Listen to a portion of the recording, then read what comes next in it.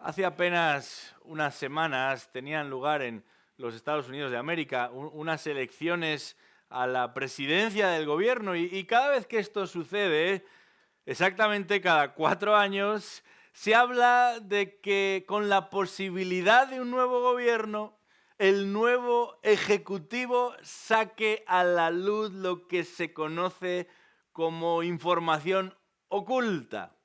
Usando una palabra más técnica, desclasifique información secreta.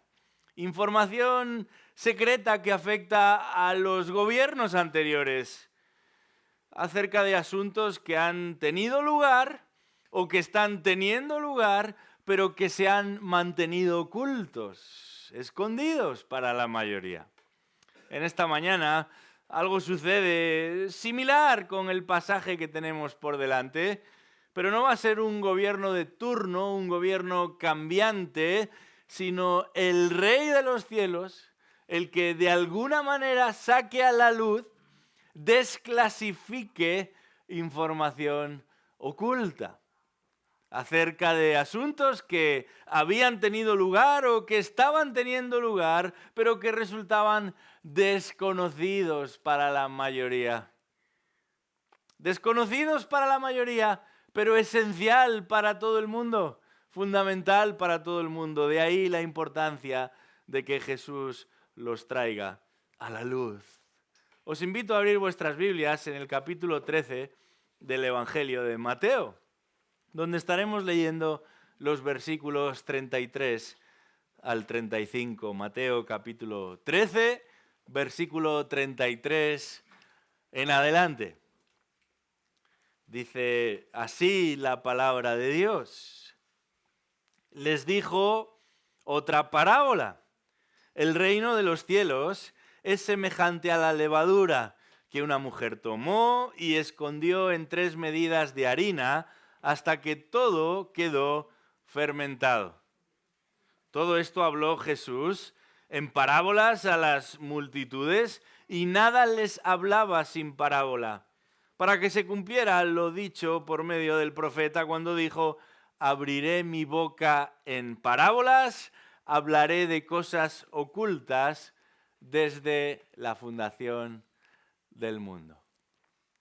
Hasta aquí nuestra lectura en esta mañana y pasamos del campo a la cocina, de las semillas a los ingredientes para preparar el almuerzo y la comida y la cena, porque para los judíos en aquel momento el pan forma parte de su dieta más elemental.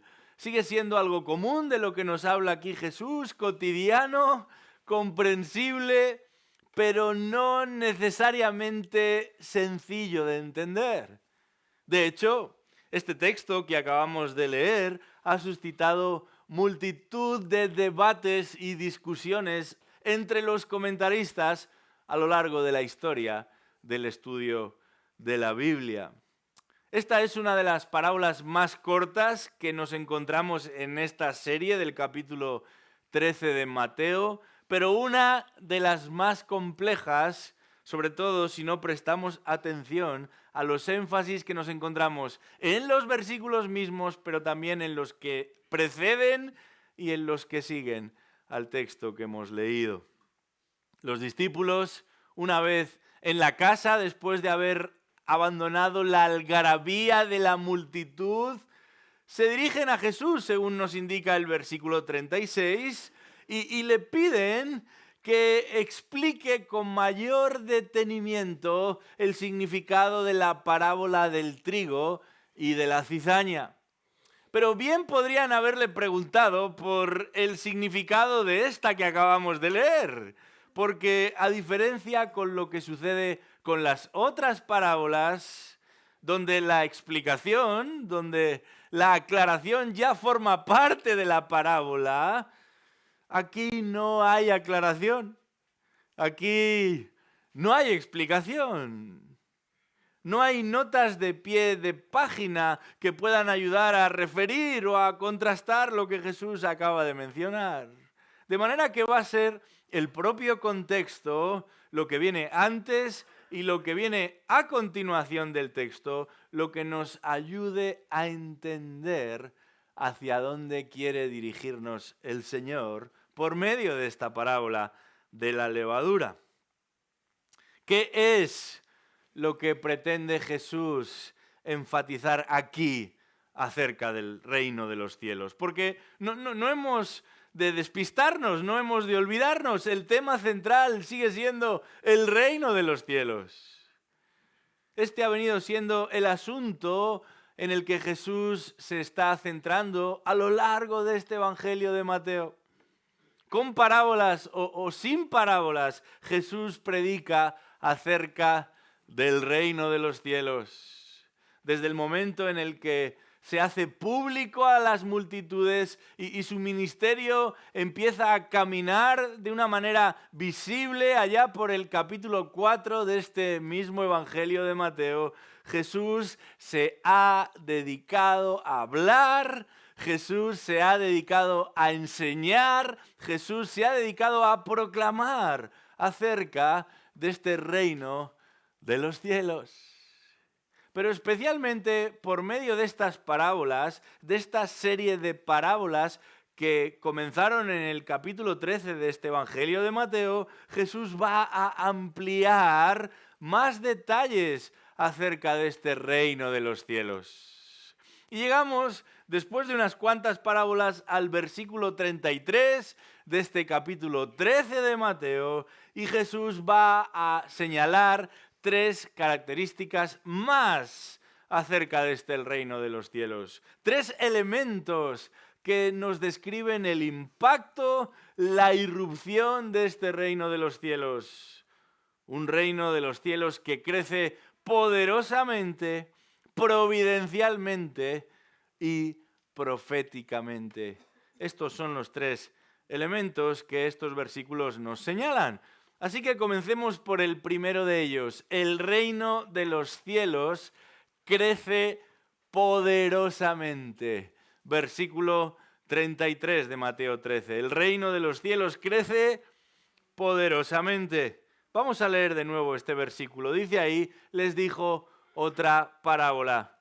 El reino de los cielos es semejante a la levadura que una mujer tomó y escondió en 3 medidas de harina hasta que todo quedó fermentado. En la Biblia se habla bastante acerca de la levadura porque era una realidad muy cotidiana, muy común, lo hemos dicho. El pan forma parte de la dieta de aquel pueblo, igual que forma parte de la dieta de nuestro pueblo. De hecho, una de las medidas básicas para cuantificar el gasto y el incremento y la variación de precios en un país como España es lo que se llama el índice de precios al consumo, el famoso IPC. Y uno de los elementos que se van a analizar va a ser la barra de pan. ¿Cuánto cuesta una barra de pan? Y en función de cómo varían los precios, pues se señalan esos índices y se matizan esas variaciones. Una barra de pan es lo más común que nos podemos encontrar. Bueno, los judíos no exactamente tenían esa misma forma de barra de pan que nosotros encontramos en la panadería, pero consumían el pan constantemente y la levadura era uno de esos elementos que utilizaban para elaborar su alimento. Sin embargo, muchas veces en la Biblia la idea de la levadura tiene una connotación negativa. Se utiliza para expresar algo que produce una realidad mala. Y se habla de la levadura como aquello que de alguna manera va a servir como trampolín para el mal. Pero esta es una buena oportunidad para señalar que las palabras, también en la Biblia, no son piedras inamovibles que siempre están en un mismo lugar. Se tratan más bien de ladrillos. Las palabras se utilizan como los ladrillos se utilizan para construir. En este caso, un discurso, una parábola. Y para ello, para construir estas palabras, en ocasiones se colocarán en una posición y en ocasiones se colocarán en otra posición. En ocasiones se usarán con una finalidad y en otras ocasiones se utilizarán con otra finalidad. Y por eso hemos de estar bien atentos para confirmar qué es lo que el autor está pretendiendo decirnos aquí al referirse a la levadura que esta mujer tomó y que produjo un gran crecimiento. Recordamos que en los versículos inmediatamente anteriores, Jesús ha estado hablando de cómo algo tan pequeño como un grano de mostaza, algo casi imperceptible como un grano de mostaza que podía medir aproximadamente medio milímetro, termina por convertirse en una hortaliza poderosa y fuerte, tanto como para albergar a varios pájaros en plural al cobijo de sus ramas. Leamos el texto, versículo 31. Dice ahí Mateo 13:31 que Jesús les refirió otra parábola diciendo: el reino de los cielos es semejante a un grano de mostaza que un hombre tomó y sembró en su campo, y que de todas las semillas es la más pequeña, pero cuando ha crecido es la mayor de las hortalizas y se hace árbol, de modo que las aves del cielo vienen y anidan en sus ramas.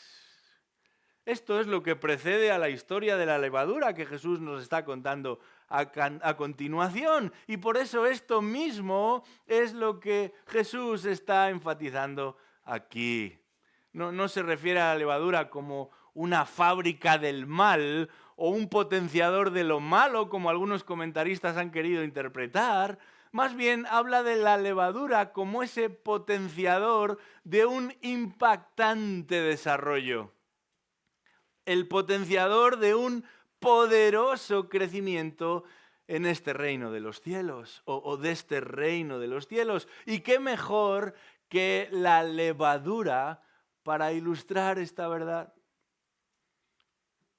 Una levadura que los judíos conocen muy bien, porque entre otras cuestiones no siempre la usaban. Había ciertos panes que ellos tenían que elaborar que no contenían ni un ápice de levadura. Los llamados panes sin levadura. Estos panes que los judíos preparaban durante la época de la Pascua. Una vez cada año habrían de componer pan con harina y con agua, pero sin levadura, para que este pan no fermentase. Se trataba de un proceso más rápido y más sencillo que el habitual con la levadura, pero ese es precisamente el punto. Era un pan de emergencia, porque es ese pan de emergencia el que los judíos representan cada año cuando recuerdan la Pascua. Ellos ilustran cada año, todavía hoy, el hecho de que hubo una época en la que tuvieron que huir rápidamente y prepararon un pan. Se trató de un proceso rápido y sencillo, porque el pueblo recordaba con ese pan rápido y sencillo el momento en el que los israelitas habían salido de Egipto. Los israelitas debían apresurarse a la hora de dejar aquellos hogares, porque en cualquier momento, rápidamente, sin tiempo que perder, debían ponerse en marcha. Y no había tiempo de recrearse preparando un pan que demandaba fermentar la masa. Así que cada año, en conmemoración de aquella ocasión tan especial para el pueblo, los judíos preparaban pan sin levadura. Pero ese no era el pan que comían todos los días. Normalmente, en su dieta habitual, sí tenían oportunidad de emplear levadura. Y la levadura iba a tener un impacto sobresaliente, poderoso, en el sabor del pan, pero también en la textura del pan. Y quizás hablar de esto cuando sé que entre nosotros hay especialistas que se dedican a amasar pan y que en su casa pues disfrutan de preparar estas grandes hogazas, es un poco atrevido, pero lo cierto es que la levadura, para la mayoría de los que sois como yo y no tenéis mucha idea de esto, es un hongo invisible a la vista, pero que va a liberar dióxido de carbono en la masa y eso va a provocar que esta masa crezca. Por eso pasamos de un tamaño muy pequeñito cuando hemos amasado a esa semejanza mucho mayor al final del proceso. La levadura es un hongo invisible, pero va a provocar que la masa crezca, que la masa se expanda. Y según la receta, el tiempo de formulación o el tiempo de levado puede variar. Pueden ser 30 minutos o pueden ser 24 horas, pero antes o después la masa se expande. La masa crece y lo hace de manera asombrosa, lo hace de manera poderosa y para los que no conocemos el proceso ni sabemos lo que está pasando ahí, realmente significativo lo que está sucediendo y fuera de todo orden normal. ¿Cómo puede ser que una masita pequeñita termina siendo un gran pan? Bueno, en esta parábola Jesús señala cómo una mujer colocó levadura en 3 medidas de harina. Y esto haría un total de unos 45 litros si lo trasladásemos a nuestras mediciones de hoy en día, lo cual serviría para terminar por alimentar a un total de más de 100 personas. Una mujer en su casa preparando pan está produciendo la cantidad suficiente como para alimentar a 100 personas y esto es bastante asombroso.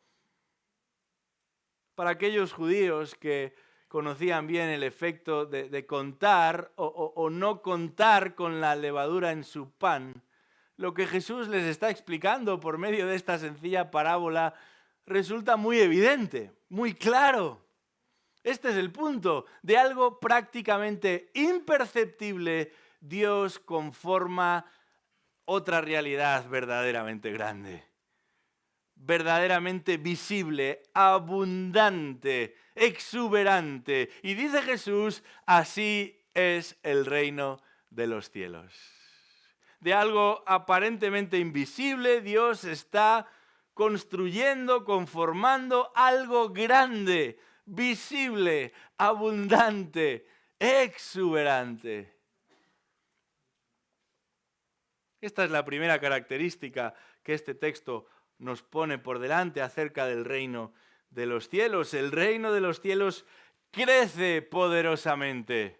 Aunque no conozcamos el proceso, aunque no distingamos todos los elementos que forman parte de él, la manera en la que Dios opera deriva siempre en un mismo lugar. El éxito, la abundancia, la exuberancia, en este caso, del reino de los cielos, porque ya no es la levadura, ya no es un hongo, sino que es su propio poder el que está detrás, articulando todas las cosas según su sabiduría. Y eso nos lleva al segundo elemento que esta parábola quiere poner delante de nosotros. El reino de los cielos crece poderosamente, pero al mismo tiempo el reino de los cielos crece providencialmente. Providencialmente, versículo 33, leámoslo una vez más. Dice ahí, el reino de los cielos es semejante a la levadura que una mujer tomó, y aquí está la clave, y escondió en 3 medidas de harina hasta que todo quedó fermentado. Aquí nos encontramos con una conexión de términos entre Jesús y el evangelista Mateo, entre la levadura escondida del versículo 33 y el mensaje escondido del versículo 35. Fíjate cómo termina el texto ahí, dice, abriré mi boca en parábolas, hablaré de cosas ocultas, literalmente escondidas desde la fundación del mundo. En ambas expresiones, la de Jesús y la del evangelista citando el Salmo, luego hablaremos de esto, se utiliza una misma palabra que da lugar a nuestro término cripta o encriptado. Y la idea es que de algo que está oculto, finalmente observamos que en ambos casos va a salir a la luz. Ambos salen a la luz poderosamente. Ambos salen a la luz providencialmente. Por medio de un proceso invisible a la vista, pero que tarde o más temprano, más pronto o más tarde culmina con efectos visibles, cuantificables. Este año tenemos el privilegio de servir como anfitriones para el certificado de estudios bíblicos del Seminario Berea, y una vez cada 2 meses un buen grupo de personas, algunos incluso desde el extranjero, nos visitan para una jornada intensiva de estudio.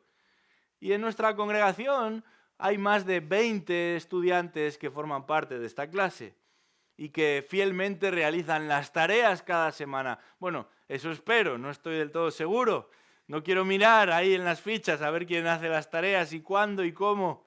Para eso tenemos un profesor asignado.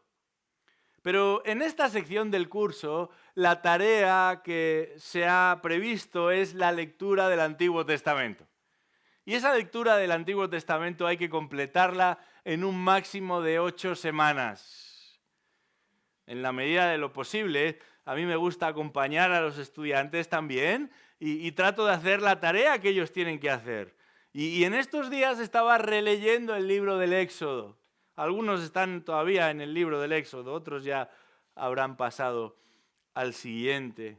Pero es interesante y no deja de impactarme cuántas veces se señala en este libro del Éxodo, cuántas veces se refiere este libro del Éxodo a la mano providencial de Dios.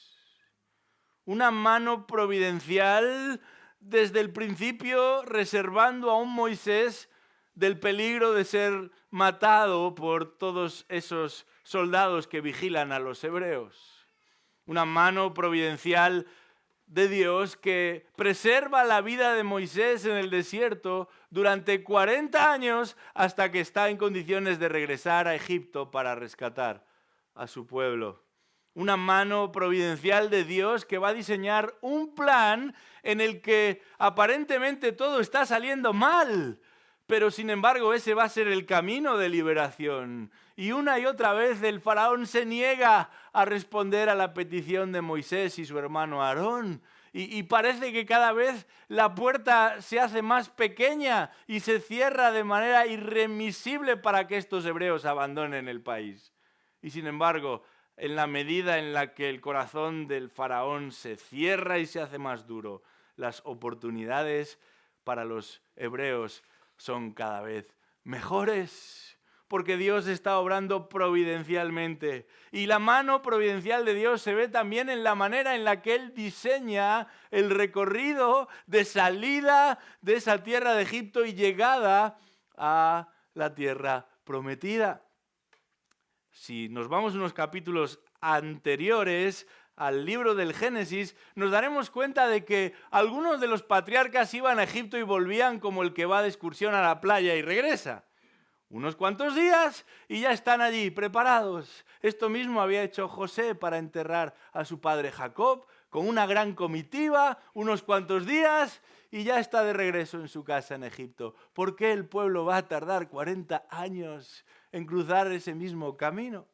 Bueno, eso responde a la mano providencial de un Dios que controla hasta la forma en la que habrán de conducirse en el desierto. Esa mano providencial está presente todo el tiempo, aún en el momento excelso, sagrado, santo, en el que Dios está trasladando sus estatutos, sus mandatos, su ley a ese pueblo. Y resulta providencial porque mientras Él escribe y traslada a Moisés los 10 mandamientos. El pueblo está buscando maneras alternativas de relacionarse con Dios, maneras idolátricas, pecaminosas, desobedientes. Sin embargo, Dios va a utilizar hasta la propia rebelión del pueblo para cumplir con sus propósitos. Y esto que vemos en el libro del Éxodo, en realidad lo vemos a lo largo del Antiguo y del Nuevo Testamento, porque no es que exista un versículo exclusivo acerca de la providencia de Dios. La Biblia entera es un tratado acerca de la providencia de Dios, de un Dios que gobierna y ordena todo lo que sucede en lo visible, en lo invisible, según el propósito de su voluntad. Y todo lo hace para su gloria. Esto es la providencia divina. Déjame que lo repita. Dios gobernando y ordenando todo lo que sucede en lo invisible, en lo visible, ordenando todo lo que sucede según el propósito de su voluntad para su gloria.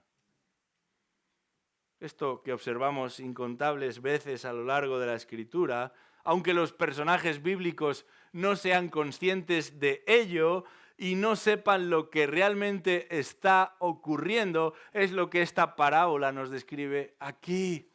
Un reino de los cielos que crece providencialmente, aunque no lo sepan, aunque no lo vean, Dios está actuando poderosamente.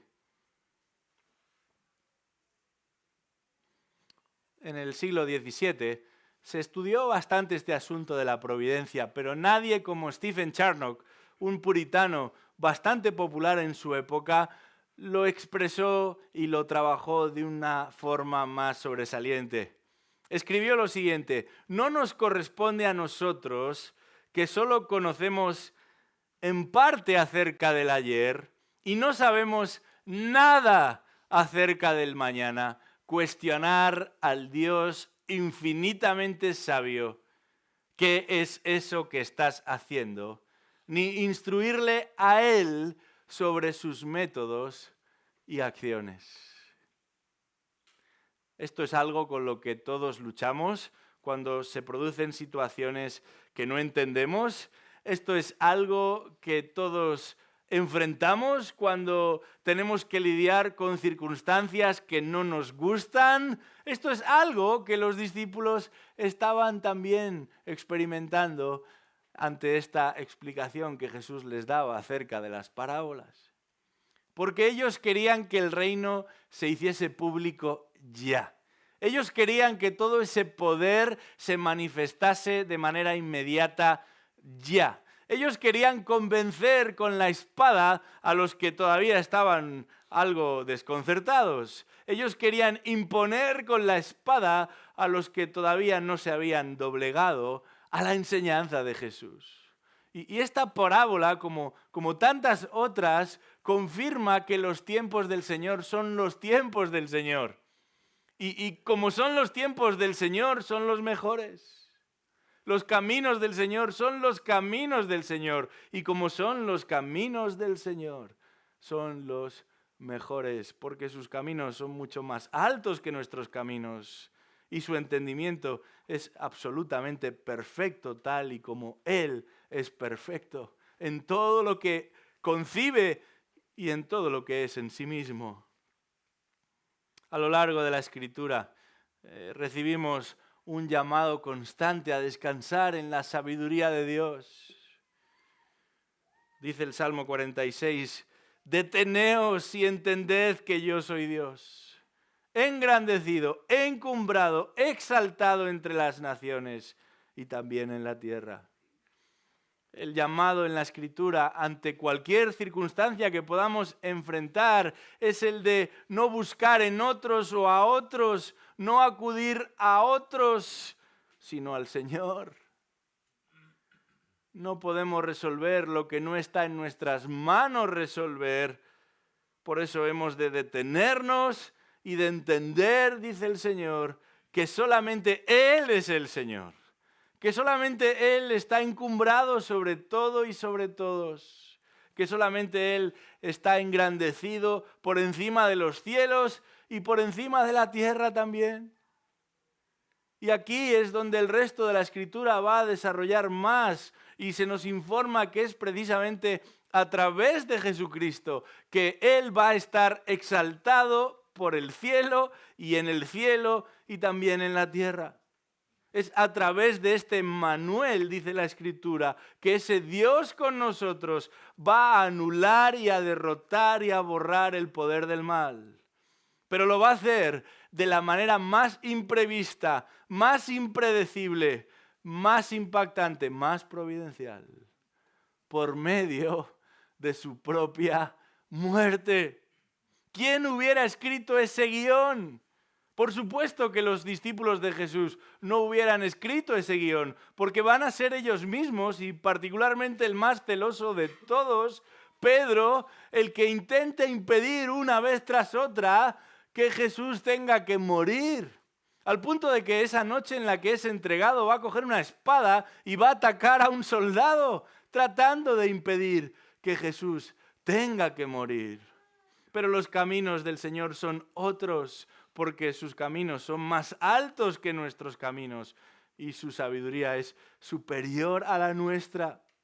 Así que por medio de una muerte que nos correspondía a ti y a mí, por medio de su propia muerte, Él va a anular la tiranía y la opresión del pecado y va a acercar a los que carecían de vida a ese reino glorioso en el que Él un día gobernará y desde el que Él un día gobernará todo el mundo. Este reino de los cielos crece poderosamente, pero este reino de los cielos crece también providencialmente. Sin que lo sepamos, sin que lo controlemos, sin que podamos manejar cómo avanza y la manera en la que lo hace. Y esto nos lleva al tercer aspecto que este pasaje nos presenta. El reino de los cielos crece poderosamente, el reino de los cielos crece providencialmente y finalmente, si lo podemos decir así, el reino de los cielos crece proféticamente. Proféticamente, versículos 34 y 35 de nuestro texto. Vamos a leerlo una vez más. Mateo capítulo 13, versículo 34, dice ahí: todo esto habló Jesús en parábolas a las multitudes y nada les hablaba sin parábola, para que se cumpliera lo dicho por medio del profeta, cuando dijo: abriré mi boca en parábolas, hablaré de cosas ocultas desde la fundación del mundo. Mateo, el evangelista, está citando aquí un salmo, el Salmo 78, escrito por Asaf. Y de nuevo, la intención del evangelista cuando cita al salmista es enfatizar que Jesús está hablando en parábolas. No solamente que habla en parábolas, sino que si enseña esencialmente utilizando parábolas. Dicho de otra manera, si Jesús se dirige a las multitudes en este momento de su ministerio, lo hace apelando a las parábolas. Y probablemente algunos de los presentes no estuvieron el día que tratamos este asunto y estarán pensando, bueno, ¿por qué? ¿Por qué Jesús se dirige a la multitud en parábolas? La respuesta de ciertos sectores en la iglesia cristiana es que Jesús quiere contarles una historia fácil de seguir para que más se acerquen, para que más se entiendan, pero es precisamente lo opuesto.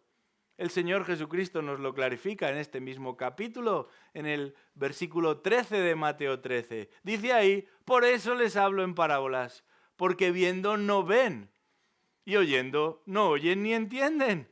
Y en ellos se cumple la profecía de Isaías que dice: al oír oiréis y no entenderéis, y viendo veréis y no percibiréis, porque el corazón de este pueblo se ha vuelto insensible.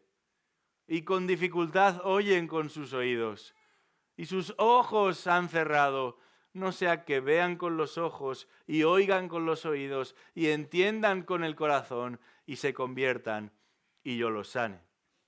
Pero dichosos vuestros ojos, porque ven, y vuestros oídos, porque oyen, porque en verdad os digo que muchos profetas y justos desearon ver lo que vosotros veis y no lo vieron, y oír lo que vosotros oís y no lo oyeron. La idea de que este reino de los cielos crece y se expande proféticamente tiene que ver precisamente con esto, con que no se trata de un concepto nuevo, sino todo lo contrario. Estas cosas ocultas que dice nuestro texto desde la fundación del mundo ya estaban siendo reveladas progresivamente antes de que Jesús naciera. A lo largo del Antiguo Testamento se habían venido adelantando todos estos acontecimientos. Se había venido informando acerca de este reino que un día alcanzaría un cumplimiento completo, definitivo, final.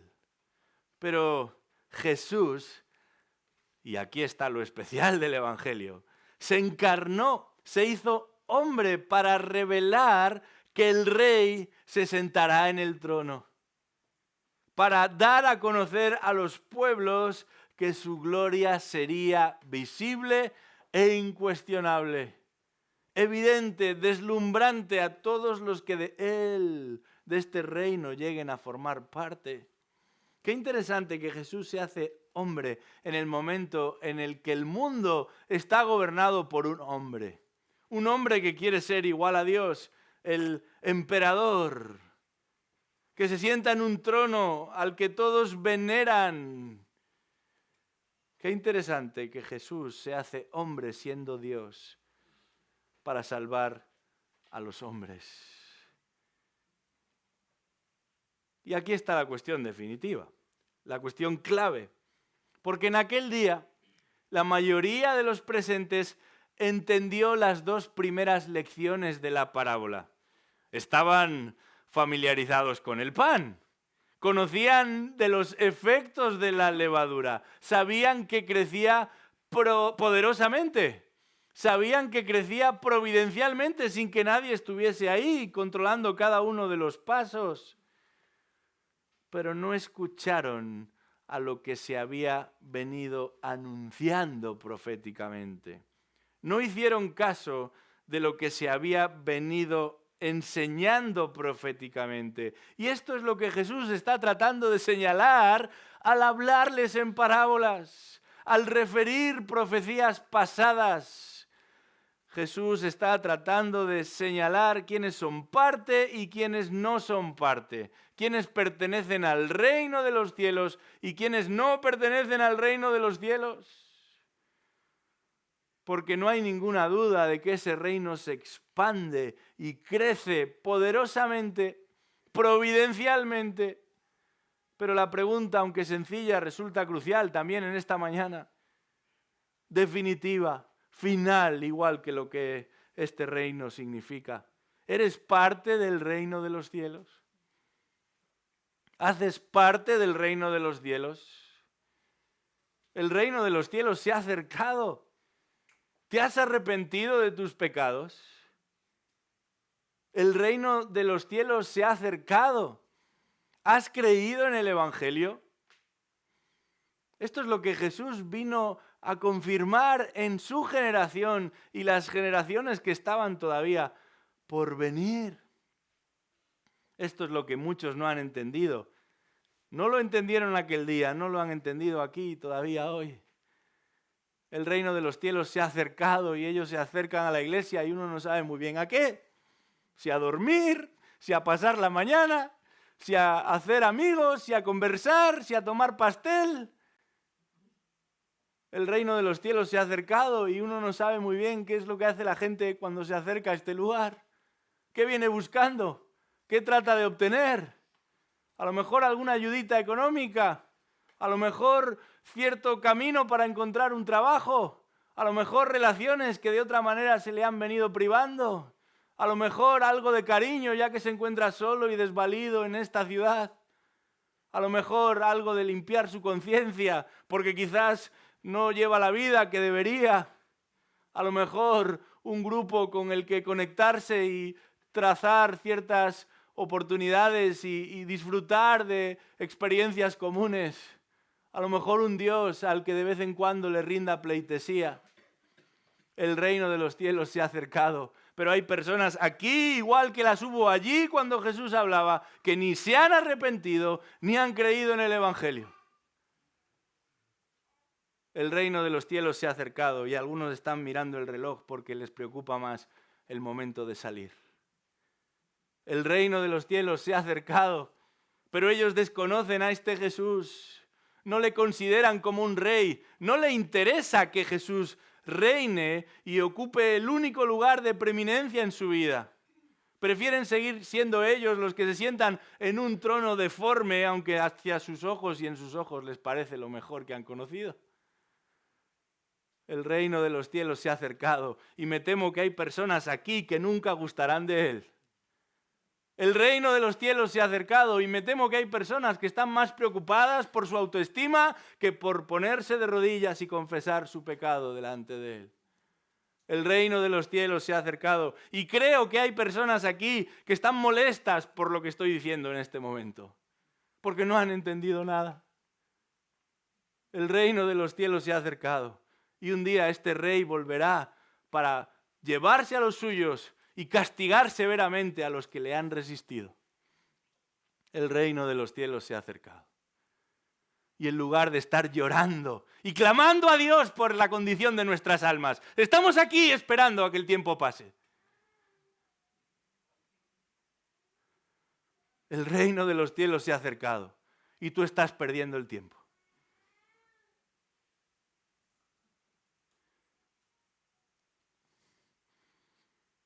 Que el Señor tenga misericordia de cada uno. Yo no puedo ver lo que hay en tu corazón, pero intuyo lo suficiente para darme cuenta de que quizás no todo está tan bien como te gustaría.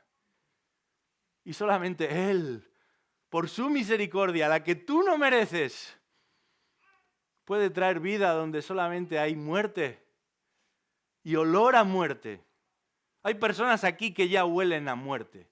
Y no me refiero a su muerte física. La palabra de Dios es clara. Esto no es ningún juego. No venimos aquí a entretenernos, a esperar que pase el sermón y tome de los símbolos y luego me vaya de paseo. Que el Señor tenga misericordia. No hay nada que tú puedas hacer para cambiar tu condición.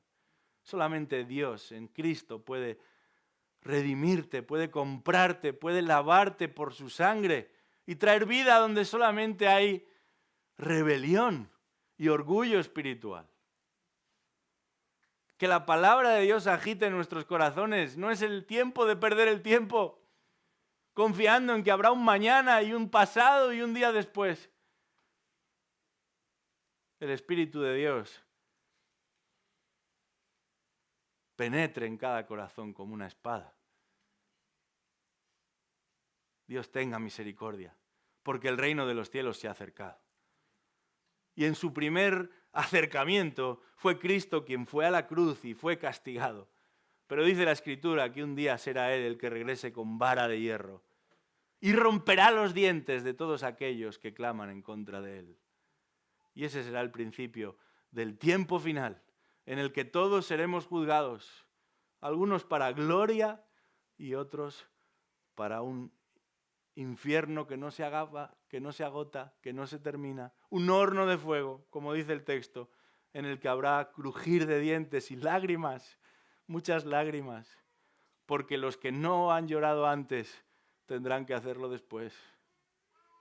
Que el Señor tenga misericordia y que podamos entender que el reino de los cielos crece poderosamente, crece providencialmente, pero también proféticamente, y eso quiere decir que una y otra vez la Escritura está apuntando a esa realidad y debemos arrepentirnos y creer en el Evangelio. No es que no dejes para mañana lo que no puedas hacer hoy es que hoy es el día de salvación. Vamos a orar. Señor y Padre Celestial, ¿cuánto necesitamos que tú nos agites? ¿Cuánto necesitamos entender que estamos perdidos si tú no nos rescatas? ¿Cuánto necesitamos ver a este Cristo que vino en humildad? No ya como uno más, sino como el más pobre de entre los pobres, para enriquecernos por su pobreza, para salvarnos de nuestro pecado, para traer esperanza donde solamente hay muerte. Oh Dios, sacúdenos con tu Espíritu Santo. Que Él haga su labor y nos muestre nuestro pecado, nuestro juicio. Que Él nos muestre a Cristo, el glorioso Salvador, quien sin merecerlo ocupó nuestro lugar en la cruz del Calvario. Y lo hizo para que todos nuestros pecados, cada uno de ellos, fuesen perdonados y alcanzásemos la paz y la reconciliación contigo. Oh Dios, trae convicción a cada corazón. Permite que nuestro anhelo sea formar parte de este reino. Que nuestro deseo más profundo tenga que ver con alabarte y enaltecerte a ti. Queremos ensalzarte por lo que has hecho. Tú y solamente tú mereces toda adoración. Quita de cada corazón ese deseo de elevarse a sí mismo y que podamos rendirnos ante ti. Mejor hacerlo ahora que no cuando no haya oportunidad. Pedimos esto en el nombre de Jesús. Amén.